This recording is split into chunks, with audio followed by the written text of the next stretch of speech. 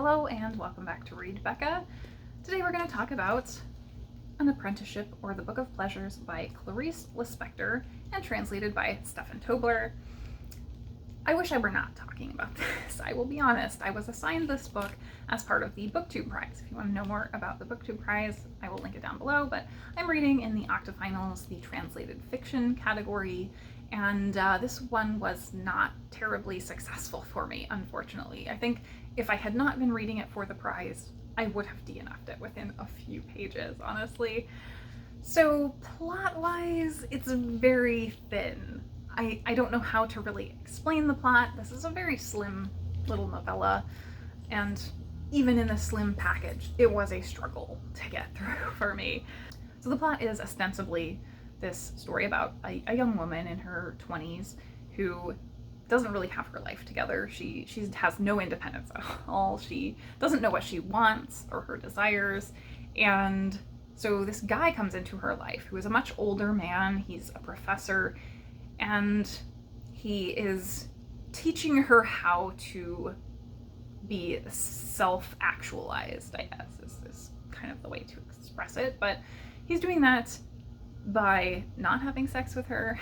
So they kind of just repeatedly come together and have theological discussions, and that's their relationship for the most part. So she's meant to be like improving, like this is a self-improvement effort, really.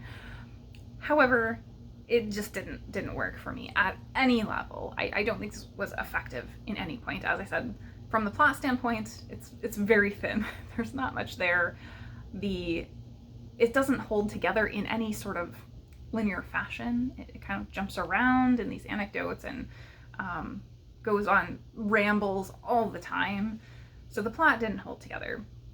The writing, right from the very beginning. So I will try to show you here. The very first sentence, we have a problem because it starts with a comma and is a 2-page run-on sentence. So the prose from the very beginning, I felt, was kind of a complete mess. We jump from that comma and run-on sentence to sentence fragments where every sentence begins with and or but.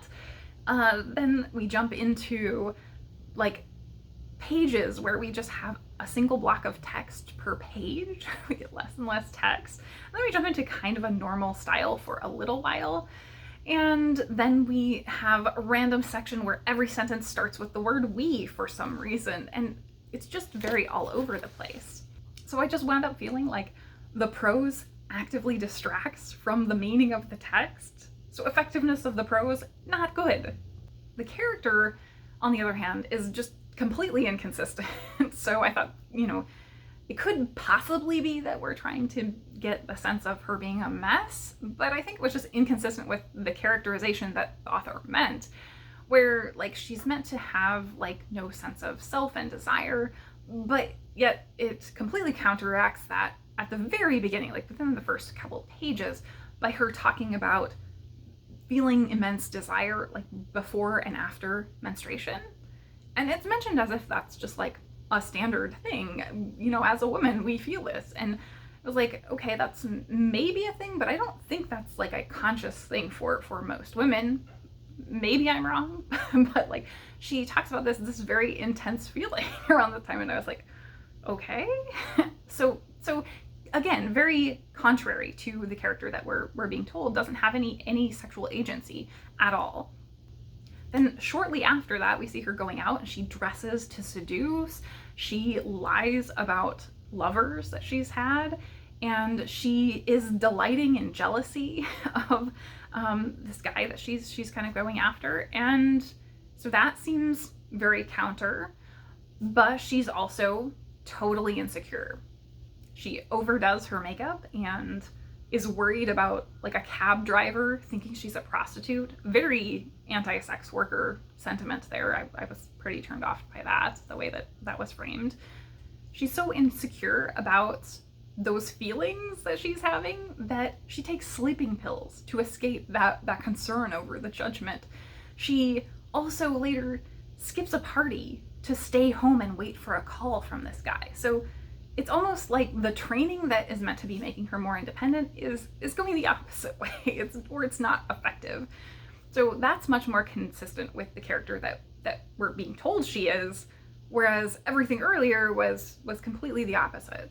In more inconsistencies that she had, she literally talks to a girl just for human contact and then stops her mid-sentence because she's gotten what she wants out of it and she doesn't want to talk to the girl anymore. So she's completely selfish and self-centered at many points throughout this. It's very repulsive. And the final problem with her is that she is constantly a not like other girls trope, over and over again. The angst level of this story and character were so high, as well as the not like other girls element. It really, even though she's, aged up into the early 20s, it felt like a high angst YA coming of age to me. It just didn't feel like anything special from the characterization standpoint. So for me, again, characterization not effective at all. So it's been interesting reading this for the prize because I'm taking notes on all the books, and I read this third of all my books, so I still have some to go. I would be surprised if anything is worse than this for me, honestly. However, in taking notes, I've been quite surprised how different my notes are for each of the books. For the previous book I read No Such Thing as an Easy Job. All my notes were about plot. There wasn't very much plot to take notes on here, so all my notes are about like reactions and quotes. So let's go to one of my first notes. So kind of in these theological discussions that they're having, she uses very grandiose terms and often switches between God and the God, and it turns into utter nonsense very often. There's a lot of utter nonsense in here. So this is one such passage. Tell me if you think this means anything. She'd thought, Christ was Christ for others, but who? Who was a Christ for Christ? He'd had to go directly to the God, and she, as she sat in the pew, had also wanted to be able to go directly to the omnipotence, without having to go through Christ's human condition, which was also hers and everyone else's, and, oh God, not wanting to go to him through the merciful condition of Christ might once again be nothing more than the fear of loving. She got up and went back to her embroidery. So this is utterly full of that kind of thing, where it just rambles on repetitively, circling over these same terms. And as I said, it's so cumbersome in the way that the words are spoken. There was a section that I just want to mention. I don't want to even read it because she leans into metaphors as well. And at one point she goes into a metaphor of a horse living inside her and it goes on for 2 paragraphs. I was like, is this still going? I could not fathom what she was trying to get across. And the final one. This quote, I didn't bother to check what the quote is. I'm going to experience it with you, but my note is literally just gag exclamation marks. So I'm hoping it's a good one. You once said that when people ask my name, I shouldn't say Lori, but I. Well, it's only now that I call myself I, and say, I'm in love with your I. So we is, Ulysses, we is original. I will second my gag on that. So that's the kind of writing you can expect here. And very similarly, outside of the book, from the actual author comments, I get the same sense as the character. So it feels very self-insert. From the inside flap, we have, some appreciated its accessibility. Others denounced it as sexist or superficial. To both admirers and critics, the Olympian Clarice gave a typically elliptical answer. I humanized myself, she said. The book reflects that. Yeah, I hate it. Then in the author's note, right before the book, she says, this book demanded a greater liberty that I was afraid to give. It is far above me. Humbly, I tried to write it. I am stronger than I. So yeah, I really disliked it. I pretty much didn't enjoy anything about the reading experience of this book. However, after reading it, I waited a little time to think on it, and this one I specifically didn't want to review because I hated it so much. I just didn't even want to talk about it anymore, but I am doing it anyway. However, in the intervening time, I had some thoughts that are much more interesting than the actual book. So first, This was originally written in the late 60s, I believe, and is just now being translated and published in English. So we had that thought, is this something like a dude bro lit written by a woman? So I think there were a lot of prominent dude bro works that came out in the late 60s. So it would have been kind of the right time for that sort of thinking. It has that same very wanky, very masturbatory character, like not sexually masturbatory, but like self-aggrandizing of the author, and very much saying a lot without actually saying anything. Like it's a lot of words and big words to say nothing, to sound really deep and smart. So I had that thought, and that was very interesting. And then I started thinking about this character who is all over the place on the page. And that brought me to, well, is this like a proto-disaster woman type novel? Because I am extremely divided on disaster woman novels.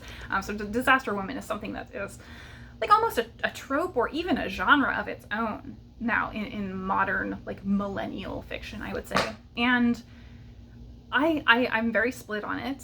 If I like it, I really like it. If I don't like it, like I can't stand it. And I think this may be a case where it is something that might be a proto-example, where they're not exactly like what is delivered in modern. That's always the truth with very early instances of something that becomes a trend. And so I think that's a very good possibility, and that made me think a lot more interesting thoughts about this book, about the character, about the delivery, than anything that's actually included in this book. So I think that's all I have to say about the plot, the story, the characters. The setting is non-existent, so there's nothing to talk about there. I couldn't tell you where this is even set. It's just not built out at all.